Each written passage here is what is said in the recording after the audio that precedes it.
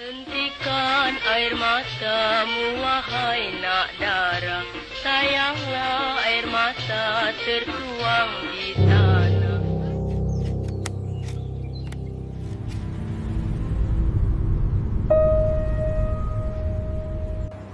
Integritas jauh lebih berharga daripada selembar kertas ijazah, Bayu. Nilai tukar rupiah anjlok drastis terhadap dolar di tengah kerusuhan yang terus berlanjut di seluruh Jakarta.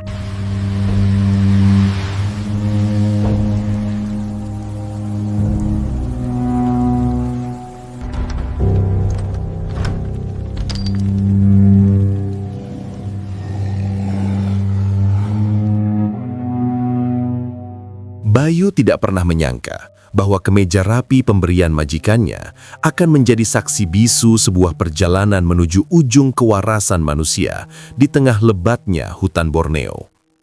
Di balik kemewahan industri kayu yang ia kelola, tersimpan rahasia busuk yang jauh lebih mengerikan daripada kebangkrutan ekonomi yang sedang menghancurkan hidup mereka. Ketika Pak Hendra memutuskan untuk menjemput kekayaan instan melalui ritual yang tidak masuk akal, Bayu terpaksa melangkah masuk ke dalam sebuah rumah beton yang menyimpan sosok mengerikan di balik pintu yang digembok rapat. Namun, mampukah mereka benar-benar membawa pulang harta itu tanpa harus kehilangan jiwa mereka selamanya di tangan sang mayat hidup? Sebelum melanjutkan, alangkah lebih baiknya perkenalkan diri kalian dan dari mana kalian berasal. Tulis di kolom komentar agar Kang Mus lebih dekat dengan kalian. Dan bagi teman-teman yang ingin mengirimkan pengalaman cerita horor atau sekedar bersilaturahmi, bisa masuk ke grup WhatsApp yang linknya sudah saya tulis di kolom deskripsi. Baik, tanpa berlama-lama, matikan lampumu, nyalakan nyalimu.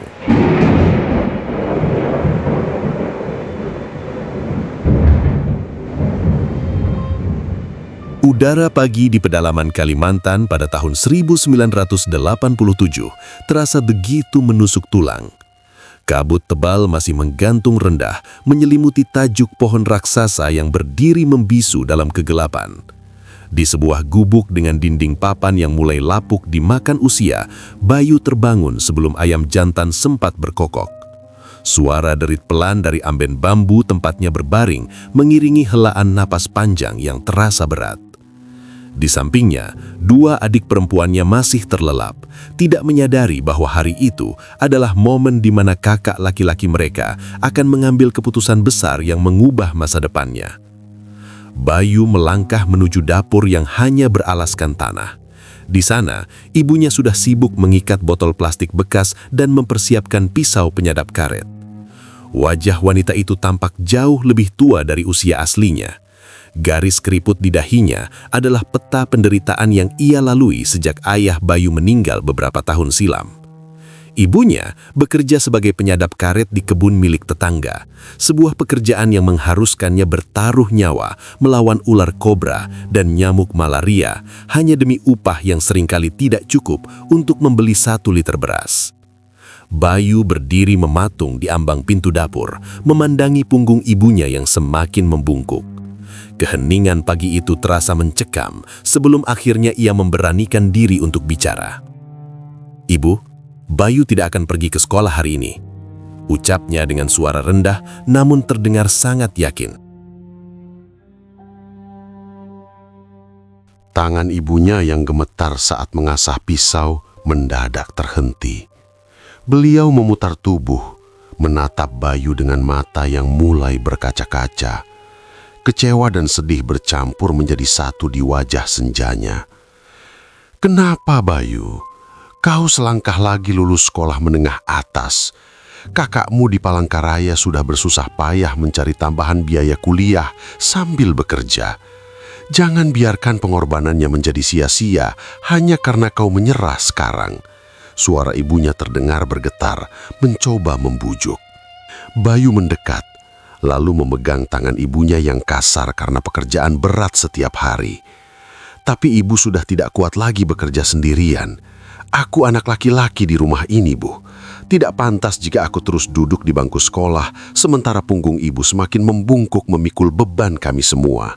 Aku sudah membulatkan tekad untuk berhenti." Isak tangis yang tertahan akhirnya pecah. Ibunya tidak mampu lagi berkata-kata karena tahu bahwa kemiskinan memang tidak pernah memberi mereka banyak pilihan. Bayu sadar bahwa keputusannya akan mengecewakan banyak pihak.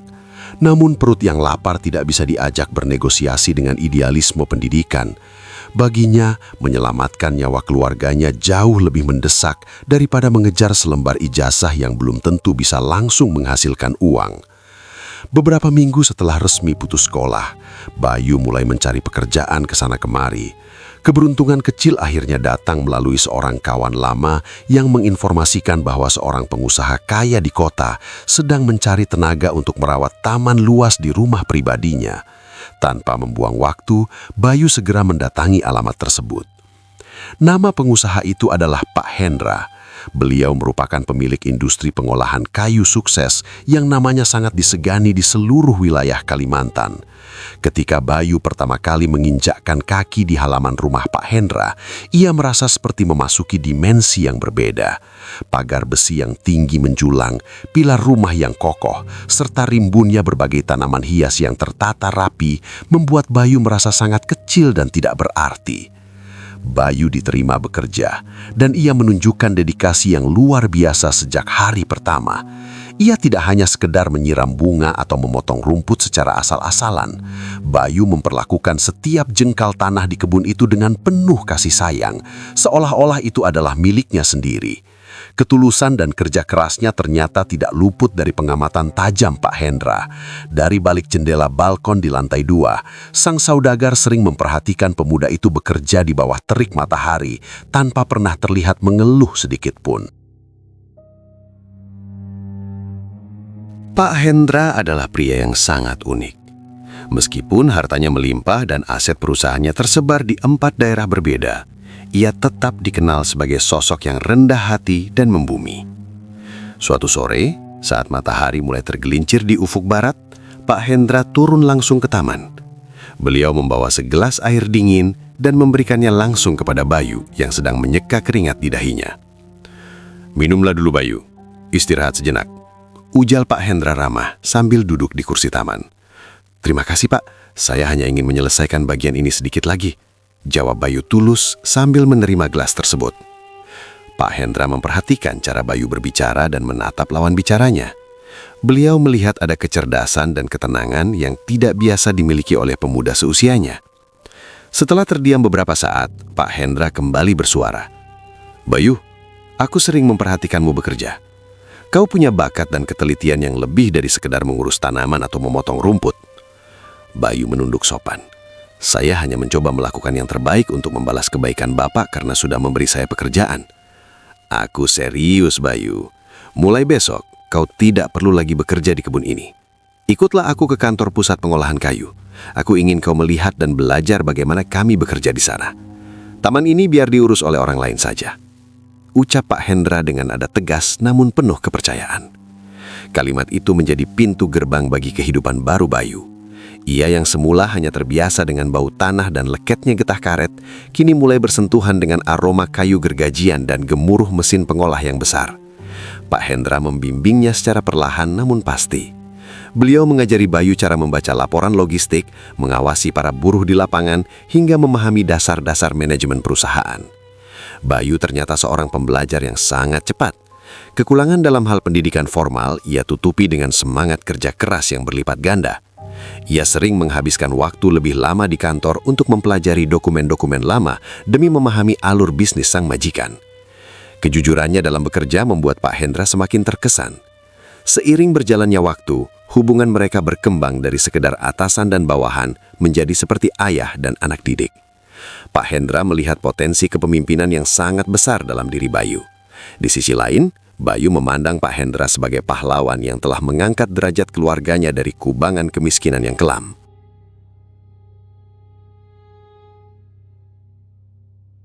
Dunia Bayu berubah sepenuhnya sejak ia menanggalkan cangkul taman dan mulai mengenakan kemeja rapi pemberian Pak Hendra. Ia bukan lagi pemuda yang saban hari bergelut dengan lumpur dan tanaman hias, melainkan telah menjadi bayangan dari sang saudagar besar. Di kantor pusat pengolahan kayu yang berlokasi di pinggiran kota, Bayu mulai menyadari bahwa industri perkayuan bukan sekadar urusan menebang pohon di hutan. Ada ketelitian manajemen dan ketajaman insting bisnis yang harus dikuasai jika ingin bertahan di kerasnya persaingan. Pak Hendra tidak pernah memanjakannya, meski ia adalah orang kesayangan. Beliau justru melemparkan Bayu ke barisan paling depan, mulai dari gudang penyimpanan yang berdebu hingga dermaga tempat kayu gelondongan datang dari hulu sungai. Bayu diminta menghitung setiap batang kayu secara manual, memastikan kualitasnya sesuai standar, hingga harus berhadapan langsung dengan para sopir truk yang wataknya sekeras batu. "Bayu, kau jangan hanya diam di belakang meja," ujar Pak Hendra suatu pagi saat mereka berada di area pemuatan barang. "Ilmu bisnis tidak turun dari langit. Kau harus tahu berapa banyak keringat yang menetes dari para kuli di sana supaya kau tahu cara menghargai mereka nantinya." Bayu mengangguk takzim. "Saya mengerti, Pak. Saya akan pastikan semua catatan logistik hari ini akurat tanpa selisih 1 sentimeter pun." Ketekunan itu membuahkan hasil yang nyata. Bayu menjelma menjadi sosok yang paling dipercaya untuk mengawasi pengiriman kayu kualitas ekspor ke luar negeri. Kepercayaan itu tidak jatuh begitu saja dari langit, melainkan ditempa melalui sebuah ujian besar. Suatu malam, Bayu menemukan kejanggalan pada laporan keluar masuk barang di gudang ketiga. Ia merasa ada jumlah muatan yang tidak sinkron dengan catatan di gerbang utama.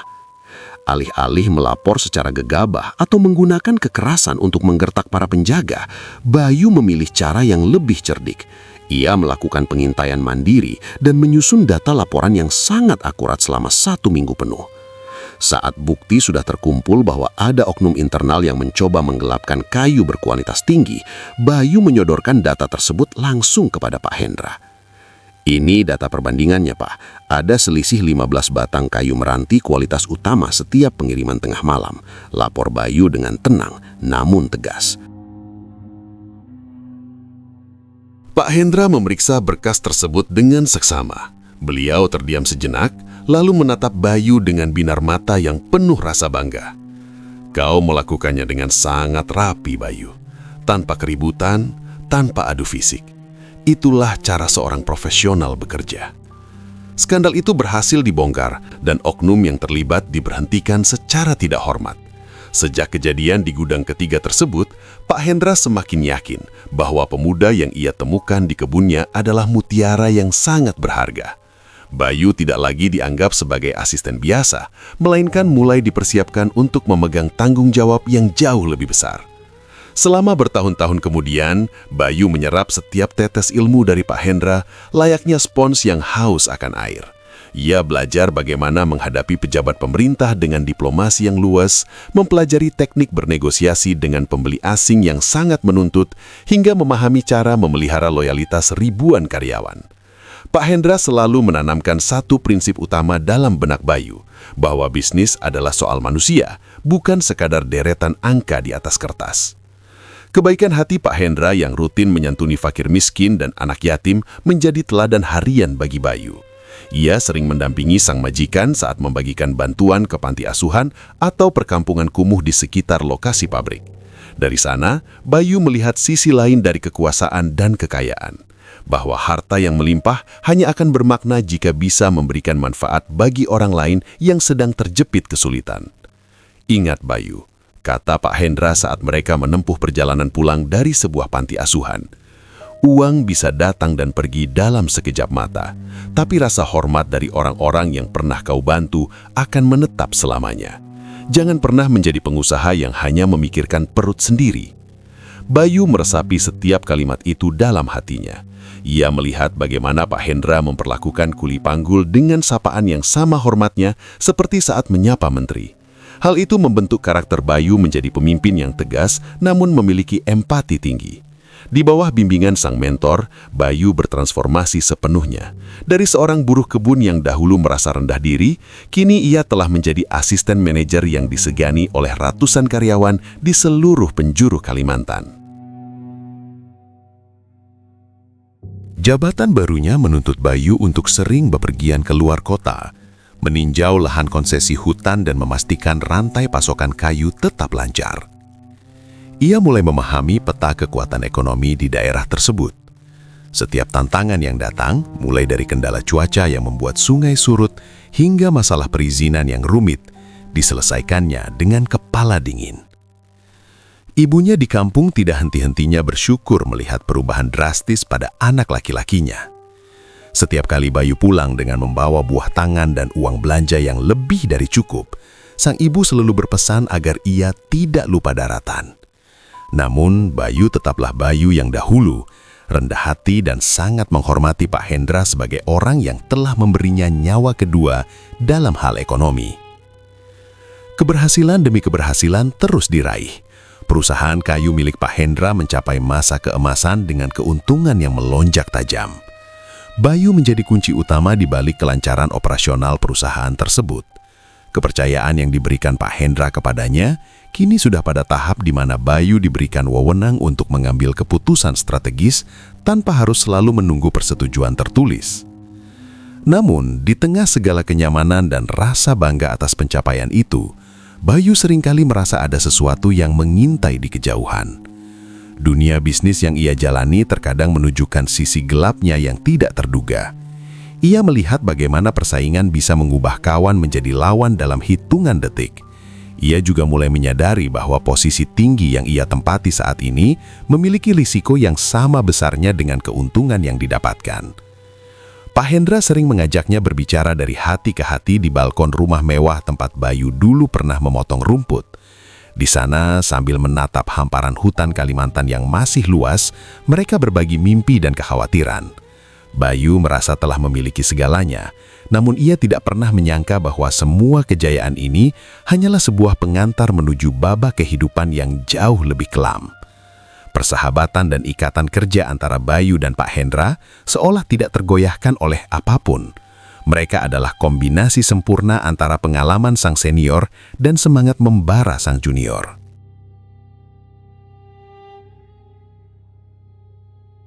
Tahun demi tahun berlalu dengan kecepatan yang luar biasa, membawa perubahan drastis dalam garis hidup seorang pemuda yang dulu hanyalah seorang buruh taman.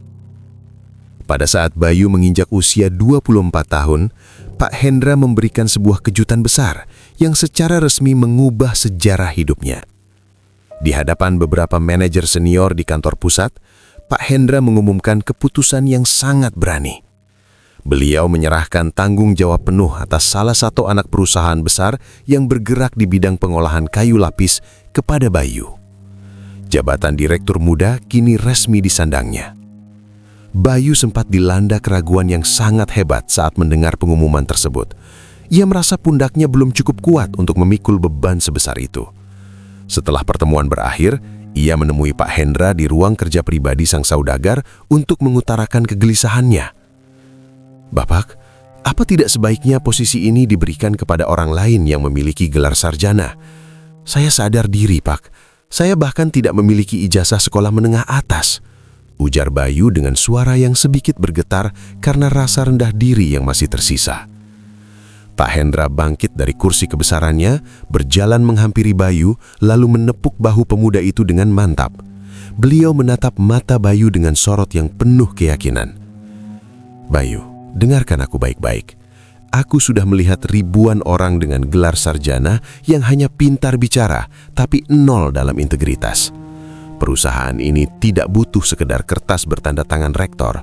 Perusahaan ini butuh kejujuran, loyalitas, dan kecerdasan lapangan yang kau miliki. Aku tidak salah pilih." Kata-kata sakti itu seketika membakar semangat Bayu. Ia membuang jauh-jauh rasa ragunya dan mulai fokus menjalankan mandat tersebut. Keberhasilan yang diraihnya kemudian membawa dampak instan yang luar biasa bagi keluarganya di kampung. Rumah reot yang dulu nyaris ambruk diterjang angin encang kini telah rata dengan tanah. Di lokasi yang sama berdiri sebuah hunian mewah 2 lantai dengan cat putih bersih yang mencolok di antara rumah-rumah tetangga. Ibunya kini tidak perlu lagi memegang pisau sadap atau bergelut dengan nyamuk di kebun karet milik orang lain. Wanita itu kini bisa menikmati masa tuanya dengan tenang, duduk di teras rumah sambil memperhatikan bunga-bunga yang mekar di halaman. Bayu juga menepati janjinya untuk menyekolahkan adik-adik perempuannya. Segala biaya pendidikan mereka, mulai dari sekolah menengah hingga ke jenjang perguruan tinggi, ia tanggung sepenuhnya, tanpa kekurangan sedikit pun. Sebagai bentuk rasa syukur atas limpahan rezeki tersebut, Bayu memilih untuk mengikuti jejak kedermawanan Pak Hendra. Ia percaya bahwa sebagian dari harta yang ia miliki adalah hak orang-orang yang membutuhkan. Di lahan kosong yang tidak jauh dari lokasi perusahaan, Bayu mendirikan sebuah klinik kesehatan gratis bagi warga sekitar. Tidak hanya itu, ia juga membangun sebuah madrasah yang representatif agar anak-anak para buruh dan warga lokal bisa mendapatkan pendidikan agama yang layak. Bayu, aku bangga kau tidak lupa pada akar rumputmu, komentar Pak Hendra saat mengunjungi klinik tersebut suatu siang. Semua ini karena didikan Bapak. Saya hanya meneruskan apa yang selama ini Bapak ajarkan kepada saya, jawab Bayu rendah hati sambil menyapa beberapa warga yang sedang mengantre obat.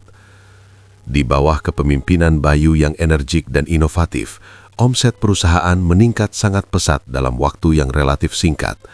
Efisiensi kerja yang ia terapkan membuat aliran produksi menjadi lebih lancar. Kapasitas penyimpanan pun harus ditambah karena permintaan pasar internasional yang terus melonjak. Jumlah gudang perusahaan bertambah secara bertahap dari yang semula hanya 1 bangunan kecil menjadi 5 bangunan raksasa yang selalu penuh dengan stok kayu kualitas ekspor. Pertumbuhan fisik bangunan itu diikuti pula dengan penambahan tenaga kerja. Karyawan yang semula hanya berjumlah puluhan orang, kini telah mencapai angka 350 jiwa. Bayu mengenal sebagian besar dari mereka secara personal. Ia sering turun ke lapangan, berbincang dengan para operator mesin, dan memastikan kesejahteraan mereka terjamin. Hal ini menciptakan loyalitas karyawan yang sangat tinggi terhadap perusahaan. Bayu merasa telah benar-benar mencapai puncak dunia. Ia menikmati setiap detik dari kesuksesannya. Mobil mewah, pakaian bermerek, dan rasa hormat yang ia terima dari kolega bisnis membuatnya merasa bahwa kemiskinan hanyalah sebuah kenangan pahit yang tidak akan pernah kembali lagi dalam hidupnya. Ia merasa sangat aman berada di bawah perlindungan sayap bisnis Pak Hendra yang tampak begitu kokoh dan tidak tergoyahkan. Namun, di tengah gemerlap keberhasilan dan perayaan kemakmuran itu, realitas dunia mulai menunjukkan sisi gelapnya. Tanpa disadari oleh banyak orang, awan hitam mulai berkumpul di cakrawala ekonomi nasional. Gejolak politik dan ketidakstabilan nilai tukar mata uang mulai merangkak naik secara perlahan di akhir tahun 90-an. Kabar-kabar buruk dari ibu kota tentang jatuhnya nilai rupiah mulai sering menghiasi tajuk utama surat kabar yang dibaca Bayu setiap pagi di kantornya.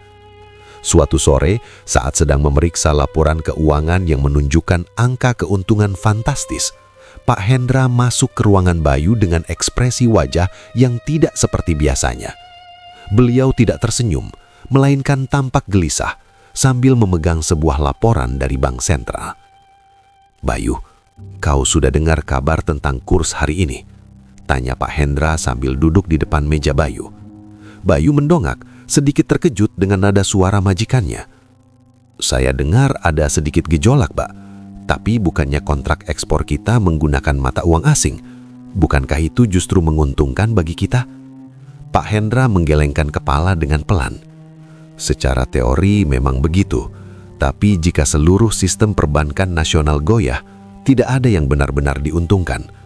Aku merasa ada badai besar yang sedang menuju ke arah kita.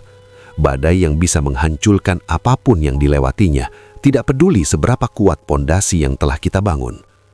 Bayu mencoba menenangkan Pak Hendra, meyakinkan beliau bahwa perusahaan mereka memiliki aset yang sangat besar dan stok kayu yang melimpah sebagai jaminan. Namun, di dalam hatinya sendiri mulai tumbuh benih-benih kecemasan yang selama ini ia tekan. Ia melihat betapa sombongnya ia selama ini karena merasa kemiskinan tidak akan bisa menyentuhnya lagi.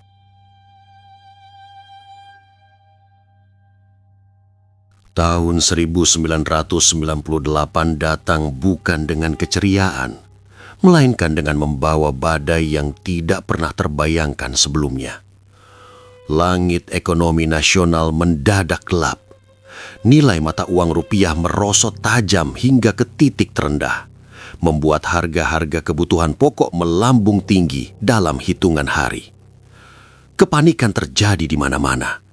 Rakyat kecil menjerit, sementara para pengusaha besar mulai bertumbangan satu persatu. Krisis moneter itu menghantam seluruh sendi kehidupan tanpa ampun. Tidak terkecuali industri perkayuan raksasa milik Pak Hendra yang selama ini dianggap mustahil untuk goyah. Namun beban ekonomi yang menghimpit ternyata bukanlah satu-satunya musuh yang harus mereka hadapi.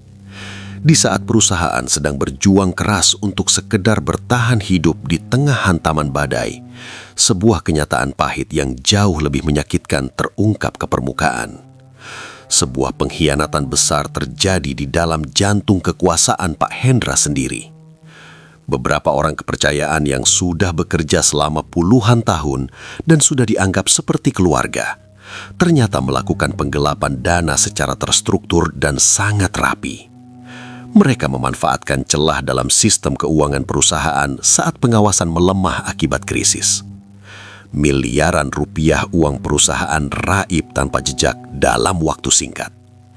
Para pengkhianat itu menghilang seperti ditelan bumi, membawa lari harta yang dikumpulkan dengan cucuran keringat ribuan orang ke luar negeri. Bayu masih ingat betul saat berita itu sampai ke telinga Pak Hendra. Pria yang dulunya begitu kuat, berwibawa, dan selalu memiliki solusi untuk setiap masalah itu, seketika hancur secara mental. Dunia Pak Hendra seolah kiamat dalam semalam. Kepercayaan yang ia bangun dengan kasih sayang selama puluhan tahun, dibalas dengan belati yang menusuk tepat di jantungnya. Bagaimana mungkin mereka melakukan ini padaku, Bayu? Tanya Pak Hendra suatu malam dengan suara yang sangat parau. Beliau duduk di ruang kerjanya yang luas, namun tanpa menyalakan satupun lampu. Hanya cahaya bulan yang temaram menembus jendela, memperlihatkan wajahnya yang kini tampak jauh lebih tua dan kuyu.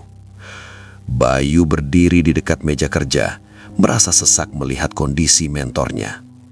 Kita harus segera lapor polisi, Pak. Kita kejar mereka melalui jalur hukum internasional jika perlu.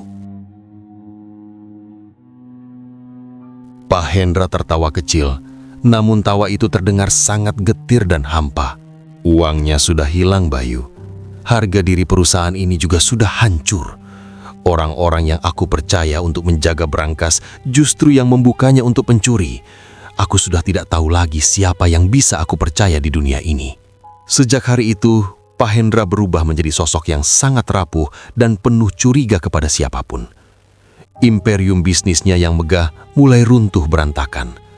Kekurangan likuiditas dan tekanan hutang bank memaksa Pak Hendra mengambil keputusan yang sangat menyakitkan. 4 perusahaan besarnya terpaksa ditutup secara permanen. Ratusan karyawan yang telah mengabdi bertahun-tahun harus dirumahkan dengan air mata yang tumpah di setiap sudut pabrik. Bayu menyaksikan sendiri bagaimana para buruh itu pulang dengan langkah gontai membawa barang-barang pribadi mereka, sementara masa depan mereka kini menjadi gelap gulita. Kini hanya tersisa satu perusahaan saja yang masih mencoba berdiri, yaitu perusahaan yang dikelola langsung oleh Bayu. Namun, kondisinya pun sudah sangat memprihatinkan. Mereka seperti sedang bernapas di dalam air, megap-megap mencoba mencari oksigen di tengah tumpukan masalah. Karena minimnya modal untuk membeli bahan baku kayu dari hulu, operasional perusahaan dipangkas habis-habisan. Mereka hanya bisa beroperasi 2 hari dalam seminggu, sementara sisanya gudang-gudang raksasa itu hanya berisi kesunyian dan debu. Bayu berusaha sekuat tenaga menopang sisa-sisa reruntuhan bisnis itu. Ia bekerja hampir 20 jam sehari, mencoba mencari lubang kecil untuk mendapatkan keuntungan atau sekedar menutup biaya listrik dan gaji sisa karyawan yang masih bertahan. Namun tekanan finansial yang ia hadapi sangatlah berat. Pak Hendra memaksa keuntungan dari satu-satunya perusahaan yang tersisa ini digunakan untuk menutupi bunga hutang dari perusahaan-perusahaan lain yang sudah bangkrut. Akibatnya, Bayu tidak memiliki modal putar untuk mengembangkan usahanya sendiri. Keadaan semakin memburuk ketika Bayu melihat kesehatan mental Pak Hendra kian merosot. Pria itu kini jarang sekali keluar rumah. Beliau lebih banyak menghabiskan waktu dengan melamun di ruang kerjanya yang gelap gulita selama berjam-jam tanpa bicara. Seringkali, Bayu menemukan Pak Hendra sedang menatap kosong ke arah tembok, seolah-olah sedang berbicara dengan bayangan yang tidak terlihat oleh orang lain. "Bapak harus makan. Sudah 2 hari Bapak hanya minum kopi pahit," bujuk Bayu suatu sore, mencoba masuk ke dalam ruang kerja yang pengap tersebut. Pak Hendra tidak menoleh. Matanya tetap terpaku pada kegelapan di sudut ruangan. "Kau dengar itu, Bayu? Mereka sedang menertawakan kita di luar sana. Para pengkhianat itu sedang berpesta dengan uangku, sementara aku membusuk di sini." "Jangan bicara begitu, Pak. Kita masih punya satu perusahaan. Jika kita fokus, kita bisa membangunnya kembali," jawab Bayu, mencoba memberikan secerca harapan yang ia sendiri pun sebenarnya ragu akan keberhasilannya. Pak Hendra perlahan-lahan mulai berpaling dari logika dan akal sehat yang selama ini menjadi kekuatannya dalam berbisnis. Beliau mulai mencari-cari penjelasan yang tidak masuk akal atas kejatuhan usahanya. Pak Hendra mulai mengoleksi benda-benda aneh dan mengundang orang-orang yang mengaku memiliki kemampuan spiritual ke rumahnya.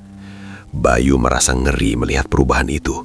Sosok pemimpin yang ia kagumi kini perlahan-lahan menghilang, digantikan oleh pria penuh ketakutan yang mulai menggantungkan nasibnya pada hal-hal yang tidak kasat mata. Kesetiaan Bayu kini benar-benar diuji sampai ke titik nadir. Ia terjepit di antara kewajibannya menjaga perusahaan yang nyaris mati dan rasa hormatnya kepada Pak Hendra yang kian hari kian kehilangan kewarasan. Ia melihat bagaimana keputusasaan bisa mengubah manusia yang paling bijaksana sekalipun menjadi sosok yang tidak ia kenal.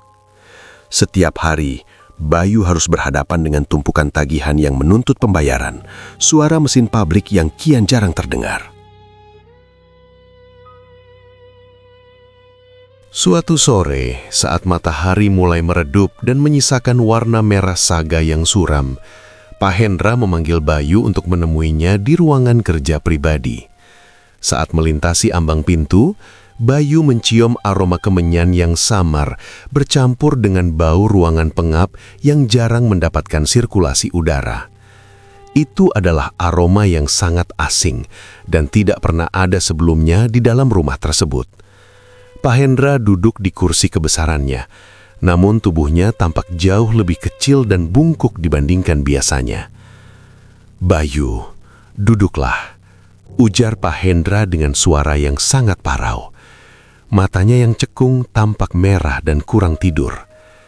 Bayu duduk dengan perasaan tidak tenang. "Ada apa, Pak? Apakah ada perkembangan baru dari bank atau penagih hutang?" Pak Hendra menggelengkan kepalanya perlahan. Beliau kemudian mencondongkan tubuhnya ke arah Bayu seolah ingin membisikkan sebuah rahasia besar yang sangat rahasia. "Logika sudah tidak bisa menyelamatkan kita lagi, Bayu. Aku sudah mencoba segalanya, tapi semua pintu tertutup. Hanya ada satu cara untuk mengembalikan kejayaan kita dalam sekejap." Seketika Bayu tersentak hebat, jantungnya berdegup kencang karena rasa terkejut yang luar biasa. Ia tahu apa yang dimaksud oleh majikannya itu. Pak Hendra sedang bicara tentang pesugihan, sebuah jalan gelap yang selama ini selalu mereka hindari dalam setiap doa dan ucapan syukur mereka. "Bapak, tolong sadar, jangan menempuh jalan yang sesat seperti itu," mohon Bayu dengan mata yang mulai berkaca-kaca. "Kita memang sedang hancur, tapi kita masih bisa mulai dari awal. Jangan biarkan keputusasaan menghancurkan iman Bapak. Kita masih punya kesehatan, kita masih punya tenaga. Harta bisa dicari kembali dengan cara yang benar." Namun Pak Hendra justru bereaksi dengan amarah yang meledak. Ia menggebrak meja kerja kayu jati itu hingga suaranya menggelegar ke seluruh ruangan. "Kau tahu apa tentang beban ini, Bayu? Kau hanya pegawaiku. Kau tidak merasakan bagaimana rasanya melihat seluruh kerajaan yang kau bangun selama puluhan tahun hancur berkeping-keping karena pengkhianatan. Aku butuh kepastian sekarang, bukan ceramah darimu." Bayu terdiam membisu. Ia tidak pernah melihat Pak Hendra semarah ini sebelumnya. Amarah itu bukan berasal dari ketuatan, melainkan dari rasa takut yang sangat dalam. Pak Hendra kemudian menjelaskan bahwa ia telah menjalin komunikasi dengan seorang pria bernama Pak Jaka. Pria itu adalah seorang sopir kendaraan travel yang memiliki reputasi sebagai perantara bagi orang-orang kaya yang sedang putus asa. Pak Jaka dikenal sebagai pemandu yang sering membawa tamu-tamu khusus menuju tempat-tempat tersembunyi di pedalaman hutan Kalimantan yang tidak pernah muncul dalam peta manapun. Pak Jaka telah meyakinkan Pak Hendra bahwa di dalam hutan tersebut tinggal seorang praktisi yang mampu memberikan kekayaan tanpa perlu melakukan ritual yang memberatkan seperti bertapa atau memberikan tumbal nyawa. Menurut Pak Jaka, ini adalah sebuah jalan pintas yang sangat bersih dan mudah, asalkan pemohon memiliki keberanian untuk datang langsung ke lokasi tersebut. Bisikan-bisikan manis dari Pak Jaka inilah yang akhirnya menjadi pegangan terakhir bagi Pak Hendra untuk keluar dari kemiskinan. "Jaka akan datang menjemput kita besok pagi," kata Pak Hendra dengan nada yang lebih tenang namun terasa hampa. "Aku ingin kau ikut denganku. Aku butuh seseorang yang bisa aku percaya untuk mendampingiku di sana." "Pak, saya tidak setuju dengan semua ini. Ini sangat berbahaya bagi jiwa Bapak," jawab Bayu mencoba memberikan perlawanan terakhir. "Jika kau memang setia padaku, maka kau akan ikut. Jika tidak, maka pergilah sekarang dan jangan pernah kembali lagi ke rumah ini," ancam Pak Hendra dengan tatapan mata yang sangat dingin. Bayu merasa terjepit di antara dua pilihan yang sama-sama menyakitkan. Nurani dan imannya berteriak untuk menolak, namun rasa setia kawan dan hutang budi yang teramat dalam kepada Pak Hendra membuatnya tidak sanggup beranjak. Pak Hendra adalah orang yang telah mengangkatnya dari lumpur kemiskinan, menyekolahkan adik-adiknya, dan membangun rumah bagi ibunya. Tanpa Pak Hendra, Bayu mungkin masih menjadi kuli panggul yang tidak memiliki masa depan. Hati kecil Bayu dipenuhi oleh ketakutan yang mencekam. Ia membayangkan apa yang akan mereka temui di tengah hutan lebat nanti. Namun, ia merasa tidak tega membiarkan pria tua yang sedang kehilangan arah itu pergi sendirian menuju kegelapan yang tidak pasti. Bayu merasa bertanggung jawab untuk menjaga keselamatan fisik Pak Hendra, meskipun ia tidak bisa menjaga keselamatan imannya. Malam itu, Bayu tidak bisa memejamkan mata sedikit pun. Ia terus teringat pada wajah ibunya dan nasihat-nasihat Pak Hendra sendiri di masa lalu tentang pentingnya kejujuran. Ironisnya, kini sang guru sendirilah yang melanggar ajarannya. Kegelapan seolah mulai merayap masuk melalui celah-celah pintu rumah mewah tersebut, membungkus mereka dalam keheningan yang menyesakkan sebelum perjalanan panjang ke pedalaman dimulai. Bayu hanya bisa berharap bahwa apa yang dikatakan Pak Jaka tentang ritual yang tidak memberatkan itu benar adanya. Namun ia juga tahu bahwa di dunia ini tidak ada sesuatu yang didapatkan secara cuma-cuma, apalagi jika hal itu melibatkan kekuatan dari sisi gelap. Bisikan-bisikan tentang jalan pintas ini perlahan mulai menggiring mereka menuju sebuah petualangan yang akan mengubah hidup mereka selamanya menjadi lebih buruk. Pagi harinya, sebuah mobil travel berwarna gelap berhenti di depan gerbang. Pak Jaka turun dengan senyum yang tampak ramah, namun memiliki sorot mata yang sulit dibaca. Pak Hendra sudah bersiap dengan tas kecil, sementara Bayu melangkah dengan berat hati di belakangnya. Perjalanan itu dimulai pada pagi buta, saat fajar bahkan belum sempat menyingsing di Cakrawala. Bayu duduk di kursi belakang mobil travel milik Pak Jaka, sementara Pak Hendra berada di depan, menatap lurus ke arah jalanan yang masih diselimuti kabut tebal. Mobil melaju meninggalkan kenyamanan kota, menembus jalur darat yang kian lama kian menyempit. Hampir 12 jam, mereka berada di dalam kendaraan tersebut, berpindah dari aspal mulus menuju jalanan tanah merah yang dipenuhi kubangan air hujan sisa semalam. Semakin dalam mereka masuk ke jantung hutan, semakin sunyi suasana di sekeliling mereka. Suara bising kehidupan manusia perlahan digantikan oleh deru mesin mobil yang dipaksa bekerja keras melewati tanjakan terjal, serta suara serangga hutan yang sahut menyahut dengan nada yang memekakkan telinga. Bayu hanya bisa terdiam, tangannya mencengkram pinggiran kursi setiap kali mobil terguncang hebat akibat jalanan yang rusak parah. "Masih jauh, Pak Jaka?" tanya Bayu memecah keheningan yang sejak tadi menyelimuti kabin mobil. Pak Jaka menoleh sedikit melalui kaca spion tengah, tersenyum tipis yang entah mengapa terlihat tidak tulus di mata Bayu. "Sabar Mas Bayu, sebentar lagi kita sampai di ujung jalan. Memang tempatnya sengaja jauh dari keramaian supaya tenang." Pak Hendra yang sejak tadi membisu akhirnya bersuara dengan nada parau. "Pastikan saja kita sampai sebelum malam semakin larut. Aku tidak ingin membuang waktu lagi." Sekitar jam 8 malam, di bawah rintik gerimis yang tipis, mobil itu akhirnya berhenti secara perlahan. Lampu depan mobil menyorot ke sebuah pagar besi tua yang sudah berkarat. Bayu memicingkan mata, mencoba melihat apa yang ada di depan mereka. Di sana, di tengah hutan belantara yang jauh dari pemukiman manapun, berdirilah sebuah rumah beton 2 lantai yang sangat megah. Bayu merasa ada sesuatu yang salah dengan pemandangan di depannya. Logikanya berontak.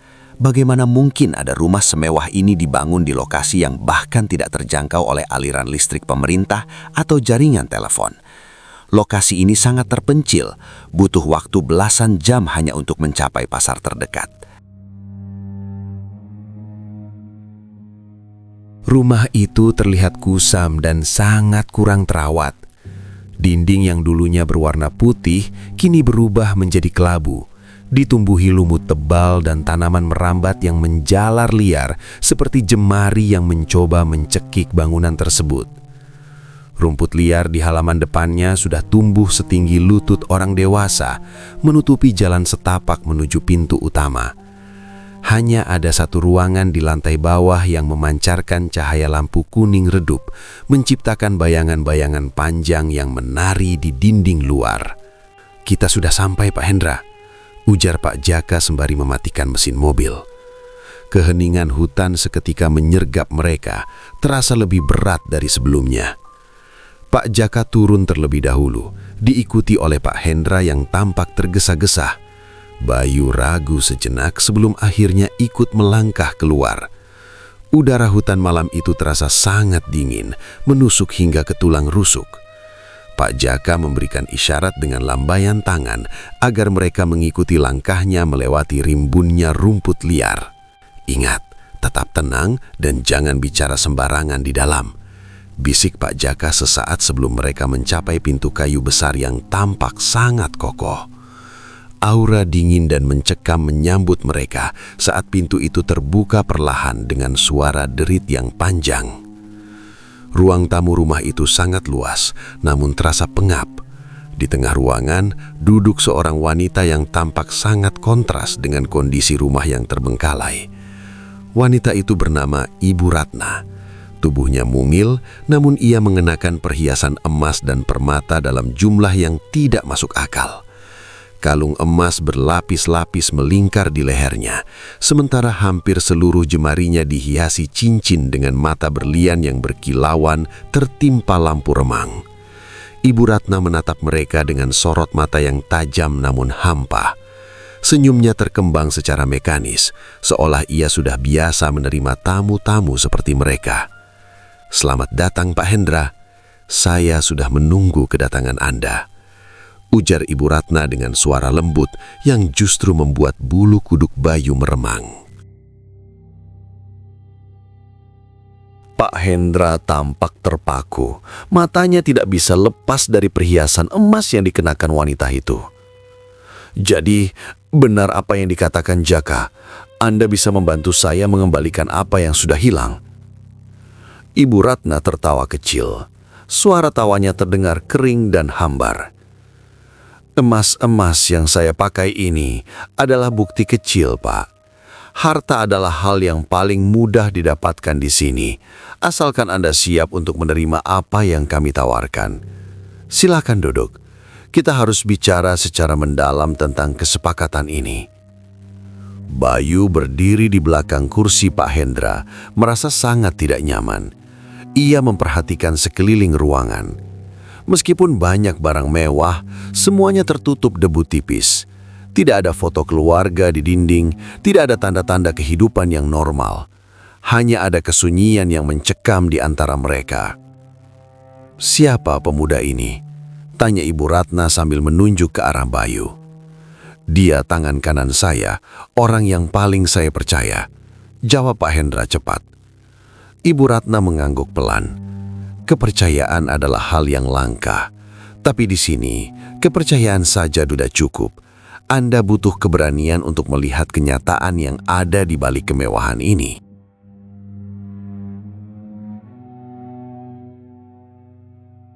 Ibu Ratna kembali duduk di kursi kayu jati yang ukirannya tampak sangat rumit. Cahaya lampu kuning yang redup memantul di permukaan emas yang melilit leher dan lengannya, menciptakan pemandangan yang sangat kontras dengan suasana ruangan yang pengap dan berdebu. Senyumnya masih terpasang, namun sorot matanya tetap dingin dan tidak memancarkan emosi sedikit pun. Tanpa membuang waktu dengan obrolan basa-basi, wanita itu langsung pada inti pembicaraan. Ia menjelaskan dengan nada bicara yang datar bahwa seluruh kemewahan yang ia miliki, termasuk rumah megah di tengah hutan ini, merupakan hasil dari perjanjian pesugihan yang dilakukan suaminya 20 tahun silam. Namun, hukum alam dari kekuatan gelap itu kini sedang menuntut janji. "Suami saya sekarang sedang dalam masa kritis. Perjanjian itu sudah mencapai batasnya, dan kekayaan kami terancam lenyap jika tidak segera ada orang baru yang bersedia menjadi pewarisnya," ungkap Ibu Ratna sembari membelai gelang emas di pergelangan tangannya. Pak Hendra mendengarkan dengan napas yang memburu. Keputusasaan telah menumpungkan logika sehatnya. "Lalu, apa yang harus saya lakukan? Apa syaratnya agar perusahaan saya bisa kembali seperti dulu?" Ibu Ratna mencondongkan tubuhnya ke arah Pak Hendra. Suaranya berubah menjadi bisikan yang sangat tenang, namun sanggup membuat bulu kuduk berdiri. "Caranya sangat mudah, Pak Hendra. Anda tidak perlu memberikan tumbal nyawa orang lain. Anda hanya perlu masuk ke kamar suami saya dan menyentuhkan lidah Anda ke lidah suami saya selama beberapa detik. Seketika itu juga, semua kesuksesan, keberuntungan, dan harta kami akan berpindah menjadi milik Anda." Bayu yang berdiri tepat di samping Pak Hendra merasa jantungnya seolah berhenti berdetak. Ia ingin berteriak melarang, namun lidahnya terasa keluh. Syarat itu terdengar begitu menjijikkan dan tidak masuk akal bagi siapapun yang masih memiliki nurani.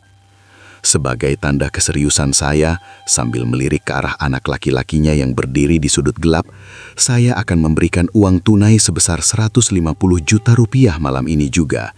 Ini hanya sebagai tanda jadi, sebuah jaminan bahwa Anda tidak akan jatuh miskin saat keluar dari rumah ini. Anak laki-laki Ibu Ratna melangkah maju sambil membawa sebuah tas kresek besar berwarna hitam yang tampak sangat berat. Ia meletakkan tas tersebut di atas meja, tepat di hadapan Pak Hendra. Saat tas dibuka, tumpukan uang tunai dengan nominal besar terlihat memenuhi wadah tersebut. Pak Hendra terbelalak, matanya berbinar melihat tumpukan uang yang selama ini sangat ia butuhkan untuk membayar hutang perusahaan dan menggaji karyawan yang tersisa. "Bapak, tolong jangan lihat uangnya. Pikirkan syarat yang tadi ia katakan. Ini sungguh tidak benar," bisik Bayu dengan suara bergetar mencoba menarik lengan Pak Hendra. Namun Pak Hendra seolah sudah terhipnotis oleh binar uang tersebut. "Hanya menyentuhkan lidah, Bayu. Begitu saja dan semua masalah kita selesai. Kau tidak mengerti betapa beratnya dikejar-kejar penagih hutang setiap hari." Ibu Ratna tersenyum tipis melihat reaksi Pak Hendra. Ia bangkit dari duduknya. "Mari, ikut saya. Jika Anda masih ragu, lihatlah sendiri kondisi sumber kekayaan ini di belakang." Wanita itu memimpin langkah menuju sebuah lorong panjang yang gelap di pojok belakang rumah. Suasana di lorong tersebut terasa jauh lebih dingin dan lembab. Di ujung lorong terdapat sebuah pintu kayu jati yang sangat tebal dan berat. Yang membuat Bayu semakin ngeri adalah adanya sebuah gembok besi berukuran besar yang mengunci pintu itu dari luar, seolah-olah sesuatu di dalamnya adalah binatang buas yang sangat berbahaya. Ibu Ratna mengambil kunci dari balik pakaiannya, lalu membuka gembok tersebut dengan suara denting logam yang nyaring di tengah kesunyian malam. Saat pintu itu mulai terbuka perlahan, sebuah aroma yang sangat busuk segera menyeruak keluar. Baunya menyerupai bangkai binatang yang sudah membusuk selama berhari-hari, bercampur dengan bau obat-obatan kimia yang tajam. "Tutup hidung kalian jika tidak kuat," ucap Ibu Ratna tanpa rasa jijik sedikit pun. Bayu dan Pak Hendra serentak menutup hidung mereka menggunakan telapak tangan. Saat cahaya lampu dari lorong masuk ke dalam kamar, pemandangan di dalamnya membuat Bayu nyaris pingsan karena rasa mual yang luar biasa. Di tengah ruangan, terdapat sebuah ranjang yang terbuat dari beton padat, dibangun sedemikian rupa hingga menyerupai bentuk kuburan Tionghoa yang besar. Di atas ranjang beton itu, terbaring sosok pria yang nyaris tidak lagi menyerupai manusia. Pria itu adalah suami Ibu Ratna. Tubuhnya hanya tinggal kulit yang membungkus tulang, sangat kurus kering hingga setiap ruas tulangnya terlihat jelas. Seluruh permukaan kulitnya dipenuhi dengan borok yang mengeluarkan nanah kuning dan darah hitam. Kepalanya benar-benar botak dengan sisa-sisa luka di sekeliling telinganya. Yang lebih mengerikan, kedua tangan dan kaki pria itu diikat dengan rantai besi yang dipaku langsung ke dinding kamar. Pria itu tidak lagi berbicara, hanya mengeluarkan suara erangan rendah yang terdengar seperti rintihan binatang yang sedang sekarat. Matanya terbuka lebar, namun putih semua, tidak ada bagian hitamnya, seolah-olah penglihatannya sudah diambil oleh kegelapan. "Inilah dia," kata Ibu Ratna sambil melangkah mendekati suaminya. Setiap hari ia hanya ingin memakan daging mentah. Tanpa daging itu, ia akan terus menjerit dan mengguncang rantai ini hingga seluruh rumah bergetar. Anak laki-laki Ibu Ratna masuk membawa nampan berisi potongan daging sapi yang masih merah dan berdarah. Dengan tenang, Ibu Ratna mengambil sepotong daging lalu menyuapkannya ke mulut suaminya. Pria itu melahap daging tersebut dengan gerakan yang sangat cepat dan buas, menimbulkan suara kunyahan yang membuat Bayu merasa perutnya diaduk-aduk. "Sekarang, pilihan ada di tangan Anda, Pak Hendra." Ibu Ratna menoleh, wajahnya diterangi cahaya remang yang memberikan kesan angker. "Uang 150 juta itu bisa Anda bawa pulang sekarang, dan kontrak kekayaan ini akan resmi menjadi milik Anda setelah ritual dilakukan malam ini. Bagaimana?" Pak Hendra tampak mematung, tubuhnya bergetar hebat antara rasa takut yang murni dan keserakahan yang masih tersisa. Ia memandangi sosok mayat hidup di hadapannya, lalu teringat kembali pada tas kresek berisi uang di ruang tamu tadi. Keheningan di dalam kamar busuk itu terasa sangat menekan, hanya diselingi suara kunyahan daging mentah dan rintihan pelan dari pria yang dirantai. Pemandangan di dalam kamar itu benar-benar menghancurkan sisa-sisa keberanian yang dimiliki Bayu. Bayu berbalik arah, berlari secepat mungkin melewati lorong gelap, menerjang pintu utama, dan langsung ambruk di halaman rumah yang dipenuhi rumput liar. Di bawah guyuran gerimis malam, ia memuntahkan seluruh isi perutnya hingga badannya terasa lemas dan bergetar hebat. Tidak lama kemudian, Pak Hendra keluar dengan langkah gontai. Wajah sang saudagar yang biasanya penuh wibawa kini pucat pasi, seperti tidak ada lagi aliran darah yang mengalir di sana. Matanya tampak kosong, namun badannya terus menggigil hebat bukan karena dinginnya udara malam, melainkan karena rasa ngeri yang baru saja ia saksikan. "Bapak lihat sendiri kan? Bapak lihat apa yang ada di dalam sana," teriak Bayu sambil menyeka mulutnya dengan tangan yang gemetar. Suaranya pecah, bersaing dengan suara hujan yang mulai menderas. Pak Hendra hanya terdiam, berdiri mematung di tengah halaman. Bayu segera bangkit dan mencengkeram bahu majikannya, mencoba mengguncang kesadaran pria tua itu. "Sadarlah, Pak, itu bukan manusia lagi, itu adalah kutukan yang nyata. Apakah Bapak benar-benar rela menukar sisa hidup Bapak hanya untuk menjadi mayat hidup seperti itu? Apa gunanya uang miliaran rupiah jika akhirnya Bapak harus dirantai di atas beton dan memakan daging mentah?" cecar Bayu dengan nada yang semakin tinggi. Pak Hendra menatap Bayu dengan tatapan yang sangat rapuh. Tapi perusahaan kita, Bayu, hutang-hutang itu, bagaimana cara aku membayarnya jika kita pulang dengan tangan kosong?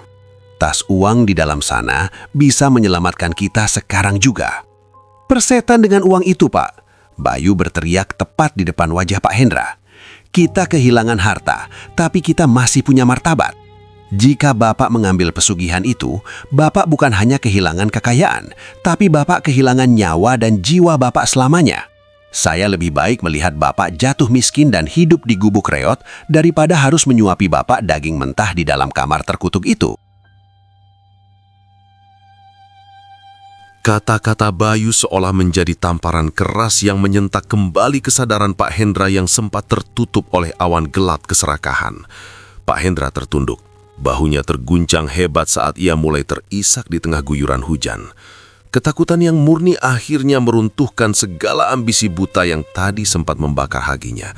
Ia menyadari bahwa harga yang harus dibayar untuk sebuah kejayaan instan jauh lebih mahal daripada nyawanya sendiri. Kau benar, Bayu. Aku sudah gila. Keputusasaan ini hampir saja membuatku menjadi iblis. Bisik Pak Hendra dengan suara yang nyaris tenggelam oleh suara alam. Dengan sisa kekuatan yang ada, Pak Hendra menghapus air matanya dan membalikkan badan. Ia berjalan kembali masuk ke dalam rumah dengan langkah yang lebih mantap, meski kakinya masih sedikit gemetar. Bayu mengikuti dari belakang dengan waspada. Di ruang tamu, Ibu Ratna masih duduk dengan tenang, seolah sudah memprediksi drama yang terjadi di halaman. Tas kresek berisi uang tunai 150 juta rupiah itu masih tergeletak di atas meja, seolah memanggil-manggil untuk diambil. "Bagaimana, Pak Hendra? Suami saya sudah menunggu lidah Anda," tanya Ibu Ratna dengan nada datar yang mengerikan. Pak Hendra menatap tas uang itu untuk terakhir kalinya, lalu beralih menatap Ibu Ratna dengan sorot mata yang tegas. "Ibu Ratna, saya minta maaf, saya takut. Saya lebih memilih hancur sebagai manusia daripada hidup mulia sebagai iblis. Saya batalkan semua niat saya malam ini." Ekspresi Ibu Ratna berubah seketika. Senyum mekanisnya menghilang, berganti dengan tatapan dingin yang menusuk. "Anda yakin? Kesempatan seperti ini tidak akan datang dua kali. Di luar sana penagih hutang akan menghancurkan hidup Anda. Biarkan saja mereka menghancurkan harta saya, tapi tidak dengan jiwa saya," jawab Pak Hendra singkat. Ibu Ratna tidak menjawab lagi. Ia hanya memberikan isyarat kepada anak laki-lakinya untuk mengambil kembali tas uang di atas meja. Kecewa terpancar jelas dari wajah wanita berhias emas itu.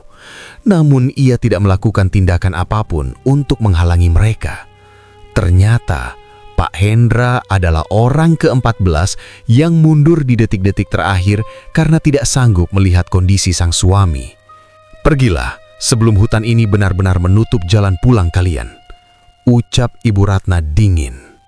Tanpa menunggu perintah kedua, Bayu segera menarik lengan Pak Hendra menuju pintu keluar.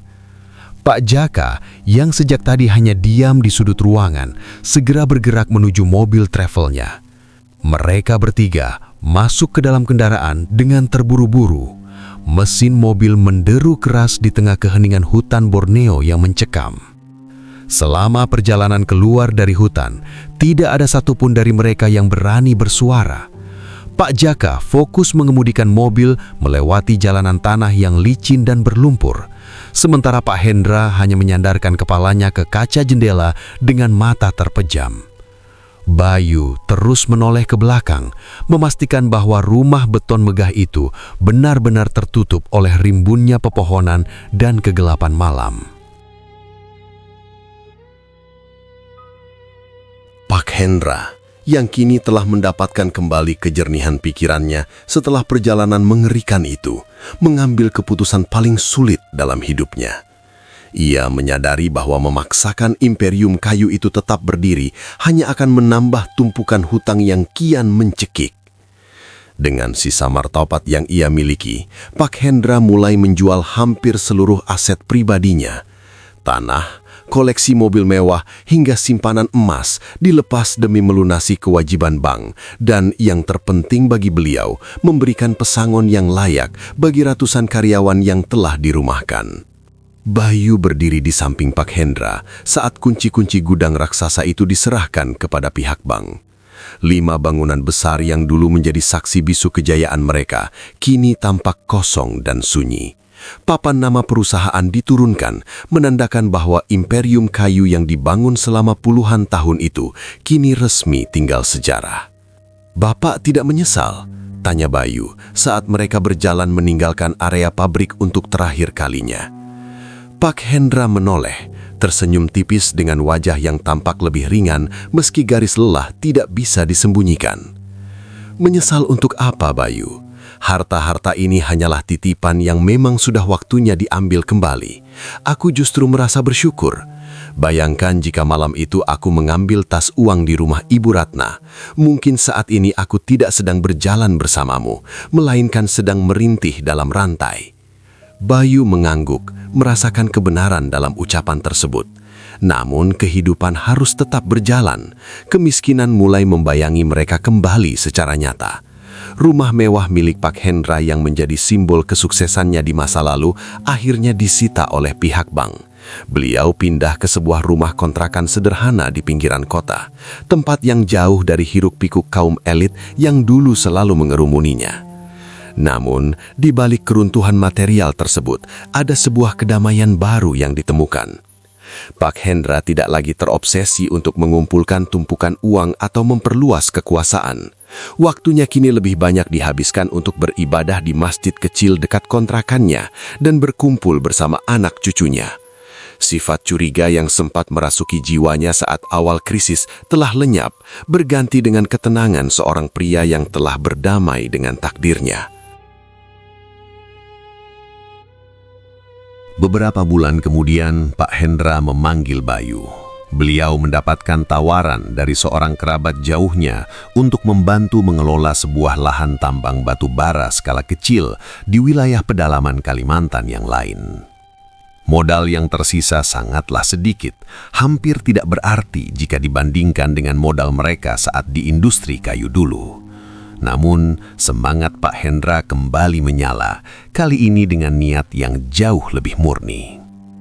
"Bayu, aku tidak bisa menjanjikanmu jabatan direktur dengan fasilitas mobil mewah lagi," ujar Pak Hendra saat mereka duduk di teras kontrakannya yang sempit. "Aku hanya punya satu tawaran kerja kasar di lapangan tambang. Kita mulai lagi dari nol. Apakah kau masih mau mendampingi orang tua yang sudah bangkrut ini?" Bayu tidak butuh waktu lama untuk berpikir. "Bapak adalah guru saya. Selama Bapak masih mempercayai saya tidak akan pergi kemanapun. Mari kita bangun lagi, meski kali ini dari dasar tanah yang hitam." Bayu kembali dipercaya untuk mengawasi perkembangan usaha tersebut. Mereka berangkat menuju lokasi tambang yang fasilitasnya sangat minim. Kehidupan mereka kembali menjadi sederhana, bahkan sangat sederhana. Bayu harus kembali tinggal di kem-kem pekerja yang berbuat dari papan kayu, makan dengan menu seadanya bersama para buruh tambang, dan bergelut dengan debu hitam setiap hari. Tidak ada lagi kemeja rapi atau kantor ber-AC, namun ada satu hal yang tidak mereka miliki sebelumnya, ketenangan batin. Setiap malam di lokasi tambang, Bayu merenungi perjalanan hidupnya. Ia menyadari bahwa kejayaan sejati bukanlah tentang seberapa besar gedung yang ia miliki atau seberapa banyak angka nol yang tertera dalam saldo banknya. Kejayaan sejati adalah tentang seberapa bersih nurani manusia saat menghadapi badai yang paling dahsyat sekalipun.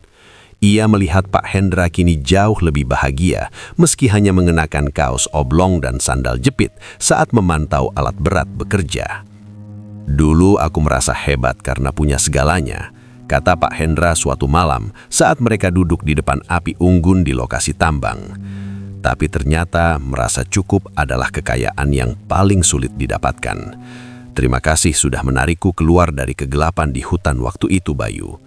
Saya hanya melakukan apa yang seharusnya seorang anak lakukan kepada ayahnya, Pak," jawab Bayu tulus. Mereka memulai hidup baru dengan kejujuran sebagai satu-satunya modal utama yang tersisa. Bisnis tambang kecil itu mulai menunjukkan hasil secara perlahan. Tidak ada lonjakan keuntungan yang instan, namun semuanya berjalan secara sehat dan transparan. Bayu memastikan setiap pekerja mendapatkan haknya tepat waktu, dan Pak Hendra memastikan tidak ada Rp1 pun hasil usaha mereka yang berasal dari cara yang tidak halal. Krisis moneter memang telah menyapu bersih harta benda mereka, namun krisis itu jugalah yang telah mencuci bersih jiwa mereka dari karat keserakahan. Bayu kini memahami bahwa kehidupan ini seperti roda yang berputar. Ia pernah berada di bawah sebagai buruh kebun, lalu melesat ke puncak sebagai direktur muda, dan kini ia kembali bergelut dengan tanah sebagai pengawas tambang. Namun, ada satu perbedaan besar. Ia kini tidak lagi takut akan kehilangan. Waktu terus berjalan, membawa Bayu jauh ke pedalaman Kalimantan yang lain untuk membangun hidup baru bersama Pak Hendra. Namun, meski jarak sudah merentang ratusan kilometer, ingatan tentang rumah beton di ujung rimba itu tidak pernah benar-benar hilang dari benaknya. Rasa ngeri itu masih sering muncul sebagai mimpi buruk yang datang sesekali di tengah keheningan malam. Hingga akhirnya, pada suatu sore saat Bayu sedang beristirahat di kem tambang, seorang kurir yang sering melewati daerah perbatasan membawa kabar yang membuat bulu kuduknya kembali berdiri. Kabar itu menyangkut nasib tragis keluarga Ibu Ratna. Hanya berselang beberapa bulan setelah kunjungan Bayu dan Pak Hendra, kedamaian semu di rumah megah tersebut hancur berkeping-keping. Anak laki-laki Ibu Ratna, pemuda yang dulu dengan tenang meletakkan tas berisi uang tunai di atas meja, ditemukan tewas mengenaskan. Jasadnya ditemukan tergantung kaku di dahan pohon beringin tua yang tumbuh tepat di belakang rumah mereka. Tidak ada surat wasiat, tidak ada motif yang jelas. Hanya sebuah akhir yang sangat kelam bagi pewaris harta haram tersebut. Kematian anaknya menjadi pukulan terakhir yang menghancurkan kewarasan Ibu Ratna. Wanita yang dulu tubuhnya diselimuti emas permata itu ditemukan warga sedang berbicara sendirian di halaman rumah yang kian rimbun oleh semak belukar. Perhiasannya entah hilang kemana. Ia dikabarkan sering menjerit ketakutan, menunjuk ke arah kamar belakang sembari memohon ampun kepada sesuatu yang tidak terlihat. Ibu Ratna akhirnya dilarikan ke rumah sakit jiwa di kota. Ujar kurir tersebut sembari menyeruput kopi hitamnya. Tapi beliau tidak bertahan lama di sana. Katanya beliau meninggal dalam kesunyian total, tanpa ada satupun anggota keluarga yang mendampingi di saat terakhirnya. Bayu mendengarkan cerita itu dengan perasaan campur aduk.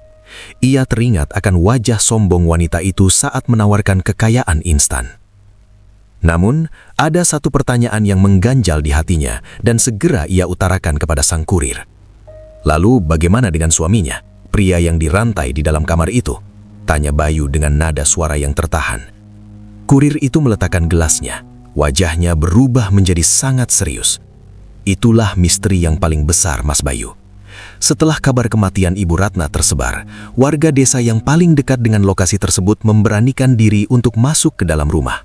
Mereka berniat mengambil barang-barang yang mungkin masih berharga atau sekadar ingin tahu. Ia melanjutkan ceritanya dengan suara yang lebih rendah. Saat warga berhasil membongkar gembok di pintu kamar belakang yang digembok rapat itu, mereka hanya menemukan sebuah ruangan yang kosong melompong. Ranjang beton yang menyerupai kuburan itu masih ada di sana. Tapi pria kurus kering itu sudah lenyap tanpa jejak. Bahkan rantai besi yang tadinya dipaku kuat ke dinding pun terlihat terputus dengan paksa, seolah ada sesuatu yang sangat kuat yang menariknya. Bayu terdiam membisu. Bagaimana mungkin sosok pria yang sudah seperti mayat hidup, yang bahkan untuk menggerakkan tangan saja tampak kesulitan, bisa melarikan diri dari ruangan yang terkunci rapat? Tidak ada jejak kaki, tidak ada tanda-tanda pria itu merangkak keluar melalui hutan. Sosok itu seolah-olah menguap begitu saja ke udara, bersamaan dengan lenyapnya harta dan kejayaan keluarga mereka. Hingga sekarang tidak ada yang tahu kemana perginya pria itu. Tambah si kurir. Beberapa orang bilang dia sudah ditarik kembali oleh pemilik pesugihan itu ke alam lain. Sejak saat itu, rumah itu dibiarkan terbengkalai. Warga kini menyebutnya sebagai rumah pesugihan mayat hidup. Tak ada satupun orang yang berani mendekat ke sana, bahkan untuk sekedar mencari kayu bakar. Mendengar penuturan itu, Bayu segera menemui Pak Hendra di tenda kerjanya. Ia menceritakan semua informasi yang baru saja ia terima. Pak Hendra hanya terdiam cukup lama, menatap hamparan tanah tambang yang sedang mereka kelola. Beliau menghela napas panjang yang terdengar sangat lega.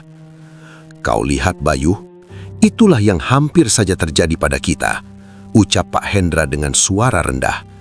"Jika malam itu kita tidak memiliki keberanian untuk mundur, mungkin salah satu dari kita akan berakhir menjadi mayat yang menghilang secara misterius seperti itu.